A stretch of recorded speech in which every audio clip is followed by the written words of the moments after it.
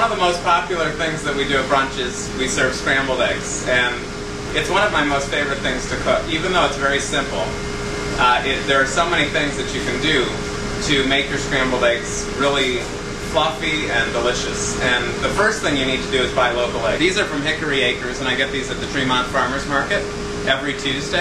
And I crack these eggs and I whisk them vigorously for about 30 seconds. And then I add a little bit of salt, because salt adds great flavor to the eggs.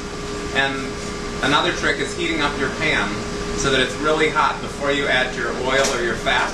And then you immediately add your eggs to the pan and stir vigorously with a heat-resistant spatula.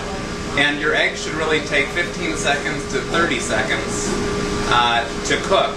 And when you cook them that quickly, you're incorporating a lot of air into them, and they will be just light and delicious.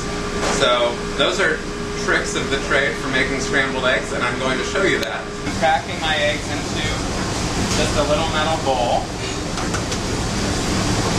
And of course you can do 2 eggs, or 3 eggs, or 4 eggs, or however many eggs you like, and you just lightly whisk them together. And you can see how nice and yellow they are.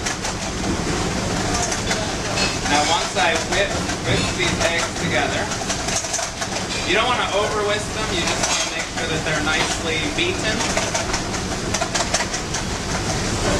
so that they're nicely combined. You're breaking up the white and the yolk so that it's nice and combined here. And you can see I'm using a non-stick skillet, and I'm heating it up over relatively high heat, and you want it to be nice and hot. You can see actually that the pan is smoking slightly.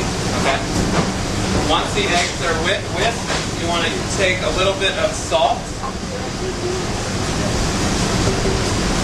And salt is the key to get good flavor for your eggs.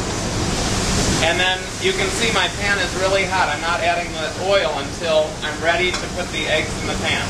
I add the oil, about 2 ounces. And then I basically take my eggs and I put them into the pan, and I immediately begin whisking with a whisk that allows me to... You don't want your whisk to melt. I'm sorry, you don't want your spatula to melt. So it's important to use a heat-resistant spatula. And you can see I'm moving the pan the whole time, and in minutes, not even minutes, in seconds, the eggs are done. And they're nice and fluffy.